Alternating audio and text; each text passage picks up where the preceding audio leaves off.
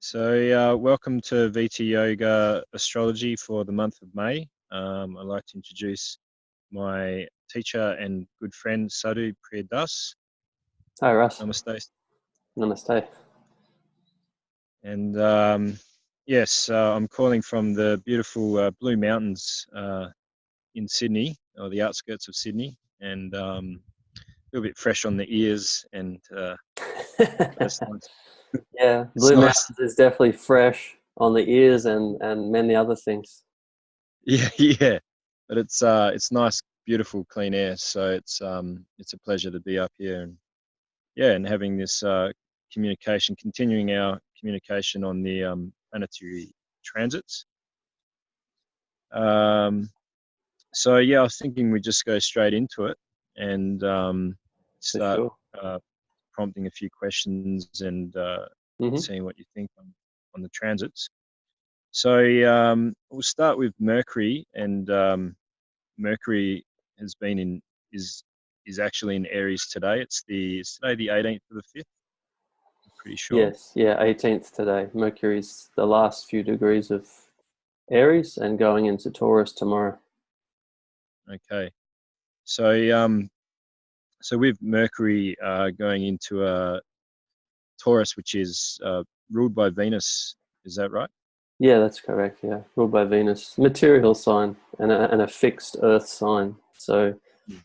a lot of these kind of the airy movement of Mercury is going to find some grounding, and all the ideas that you've been bouncing around with, they'll find somewhere to be planted. Some grounding can come. Okay. All right. And then moving on onto Mars. Mars moving into Gemini till June 22nd. Yeah, Mars has been in Gemini for a while now, and he's going to be there for some more weeks. Usually about 6 weeks per sign for Mars. Um, Again, that Mars really likes the movement of Gemini. Gemini is a social sign. It's about social life, interaction with people, and Mars is there bringing a lot of competitiveness and a lot of agitation to compete with people, network with people, kind of Mm. push the boundaries with others. As far as what you can achieve, especially in a group dynamic, and what others can achieve as well. What's possible. Mars is kind of in Gemini, looking at all the possibilities, and don't tell him too much about the fact he's going to go to Cancer next, because he doesn't like Cancer very much at all. Yeah, Yeah, right. one last kind of energetic push from Mars for a few weeks before Right. wet feet in Cancer, and a bit of point of weakness for him. Okay. Is there anything to be mindful of with Mars being in Gemini? Like, Can be a bit overactive for sure, because it's like fire and air. You mix fire with air and you can get explosions. But Mars can be a little bit right. overactive when he's moving through air signs. Um, and again, with Gemini, it's relationships with people. It's a social house, so things can get um, a little bit of conflict can creep in to relationships at this Okay. time. Can definitely see that there can be some breakdown between people, and the conflict can be seem to be trivial, but it just has this effect where something's there, and you have to go through the communication process to try and work through it. Yeah. Okay. Because I was also reading to Mars that the like Gemini with all the ideas hmm and that thousands of ideas, um, Mars goes into that kind of energy and tries to achieve a lot of those ideas, and can lead to kind of like a burnt out feeling Yeah, where absolutely. Exhaustion, too many possibilities, and Mars he just wants to run. So you tell him you do this again and do that and add, and he just sort of takes it all on and yeah, has a bit of a Mercury quality, because Mercury is normally the planet that takes on too much. right. And then Mars is there kind of, he knows he needs to focus, but Mm. in that position, he kind of gets a bit splayed, kind of that influence, because he's under that rulership of Mercury. And they've been exchanging sign. You see Mercury's in Aries and Mars is in Gemini, so exchange of sign. It really activates two planets and what they rule in your life when there's an exchange of sign. So Mars is operating a bit like Mercury, and Mercury's feeling a bit Martian at this point. It has been like this, and then up until tomorrow. Tomorrow Mercury will move into Taurus, and then there'll be a little less of that and a bit more focus come in. Okay, beautiful. So Venus, moving on to beautiful Venus, transiting Aries till June. Yes, he's in Aries and he's coming into Bharani, which is really very happy place for Venus to be. That's his nakshatra, which is in the central part of Aries. And Venus is very happy in this part of the sky. It's very happy going from Pisces through Aries into Taurus.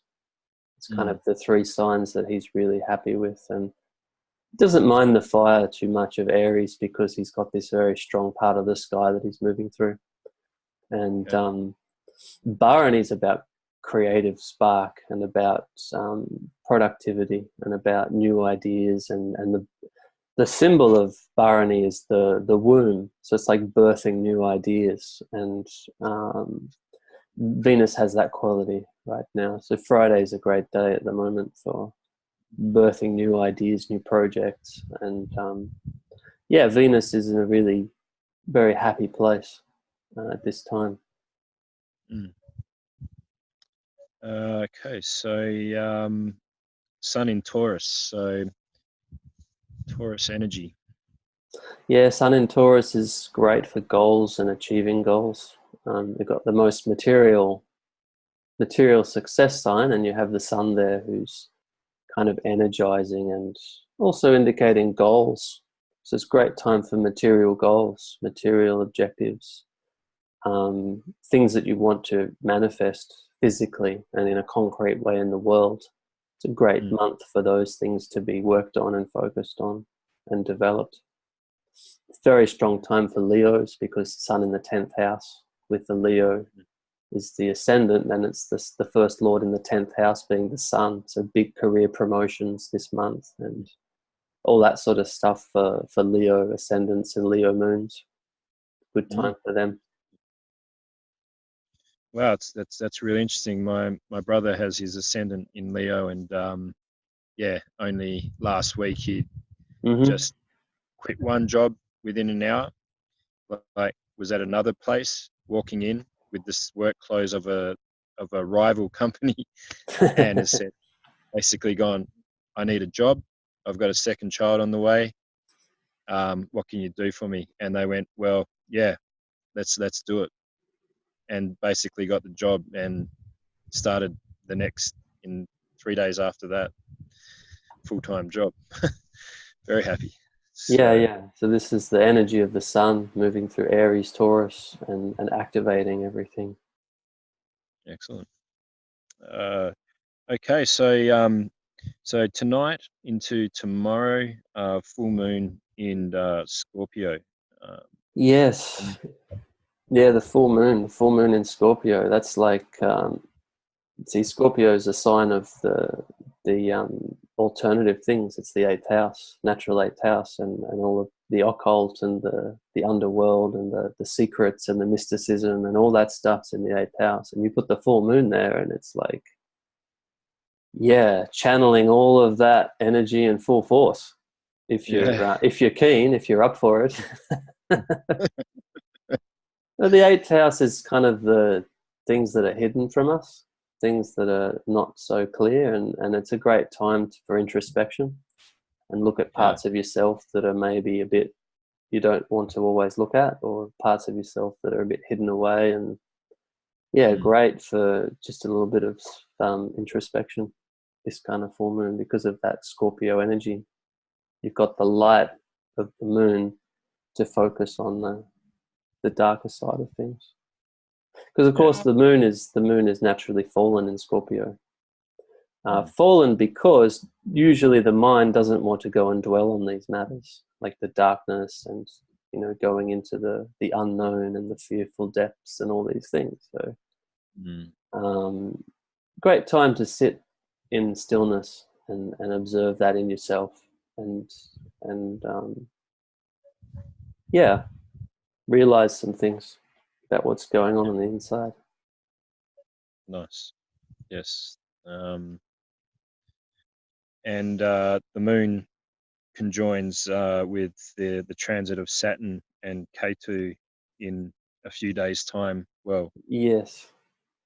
what's that? Probably 4 days' time on the 22nd next week. Yeah. Coming through early next week, we'll have the moon transiting this very strong axis where Saturn Ketu conjunct an opposite Rahu Mars. Mars is also right there on that axis as well. These four malefic planets are very strong on this axis, and everyone's going to be feeling that axis in their life at the moment, depending on where it lands in your chart based upon your ascendant sign. But yeah, the transit of the moon through there really activates all that stuff in the psyche. You know, and the effects of what those planets are doing will come into your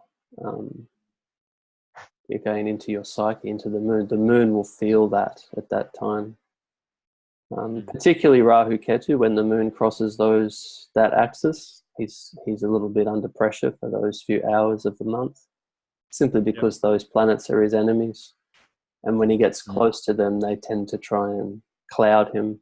And you know, they're like shadows, and shadows coming over the light. So the moon is like light moving in the sky, and then these malefic Rahu Ketu planets, or shadowy planets, they cover over the moon's energy, make things more confused, more difficult to see, it's harder to understand. Not generally a good day for big decisions or big movements or big steps in any direction because of the cloudy, shadowy nature of the axis. Of course, combined with Saturn, Ketu and Saturn is really it's like a purge. It's like a karmic purge from within of a lot of stuff. If you've been carrying stuff for some time, there's anything inside that needs to be karmically purged out of you, then that's going to get really switched on by this combination of planets, and particularly, like I say, which houses those are in your chart will be those parts of your life where the trigger will be the strongest. Right. The moon usually normally is friends with all the other planets. It's just Rahu Ketu that is tough. Yes, that's right. Yeah. The moon's friendly with all the planets, but with Rahu Ketu, because of the moon together with the sun was the informant to Vishnu when Rahu stole the nectar. Right. Told the Lord Vishnu, he doesn't belong here. He's not, because Rahu dressed up as a deva, and then went to the side of the devas, and then they got the Amrita to drink, the nectar, the immortality nectar, and then he drank that. And then the sun and the moon were the planets who told Vishnu and said, hey, he's not meant to be here. And then Vishnu, with his chakra, cut his head off, which is why we have Rahu Ketu separated. There used to be one personality, but then head is over here and the tail's over there. And therefore, Rahu is the enemy of sun and moon, because, he was going on very fine before Vishnu sliced his head off. He still remains immortal, but it's not pleasant to have that happen. So yeah, he doesn't like them much, and in the eclipses he swallows them. He swallows the sun, he swallows the moon. So Rahu's causing the eclipses. We think that the eclipse happens because of alignment of sun, moon and earth. That's the mundane view, but from a more higher point of view, actually Rahu Ketu sitting on that axis point, and if you look very closely at an eclipse, and it's not recommended because it's very inauspicious, but if you look, you can see the shadow of Rahu swallowing the luminaries when these eclipses happen. Very bad time for the earth, because the darkness. You know, we survive and we thrive due to the illumination of the sun and the moon. That's how life grows and develops. To have that illumination taken away, it's a very inauspicious time. So for those particular hours during the year, you don't go outside, you don't look at eclipses. It's an inauspicious time. You need to, you know, Sure. keep away from all that sort of thing. So yeah, the moon crossing that point, it's a sensitive day for the moon when he crosses the Rahu Ketu axis twice a month. Okay. And just finally, is Jupiter in retrograde again in Scorpio? Yeah, So he's it's back going to, into Scorpio, settled in there. yeah. So He has brought a bit of the dharmic energy back, though, you see, because he's been in Dharmaville, been in the dharmic sign of Sagittarius, the natural ninth house. I like it. Jupiter, he kind of wields a bit of a stick when he's in Sagittarius. He's a little bit like, Right. give me the rules, you know, I want more rules. I want you to follow properly. Yeah. Carrying a bit of that energy with him now, coming back into Scorpio, and in a way, kind of, it's putting more light on the darker side of ourselves. You know, the eighth house matters. It's the deeper side of yourself, and then kind of having to deal with that side of yourself with some rules and with some structure and with some, you know, regulative approach, and that's not easy. Actually, I think everyone's a Yeah. bit challenged by Jupiter's movements at the moment because he's a very big planet, very strong influence, and he's really riding through this particular part of the sky strongly now. And yeah, when he gets into Sag, which is later in the year, then we'll really feel the effect of, you know, what it means to avoid following the dharmic rules of life. Because if you do that, yeah, you're going to really struggle. For sure. Well, that's the planetary movements presently and to come as well for the next couple of weeks. We do still have our monthly forecast like workshop at Temple Byron coming up on the 30th of this month. So we'll be together then to go through the details of that and the next month as well. Looking forward to that. It's going to be great. Yeah, for sure.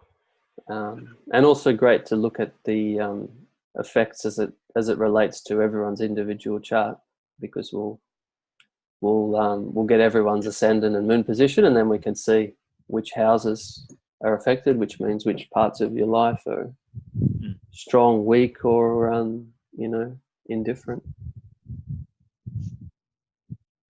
Yeah, and we'll keep speaking about the birth charts. It's so important for everyone to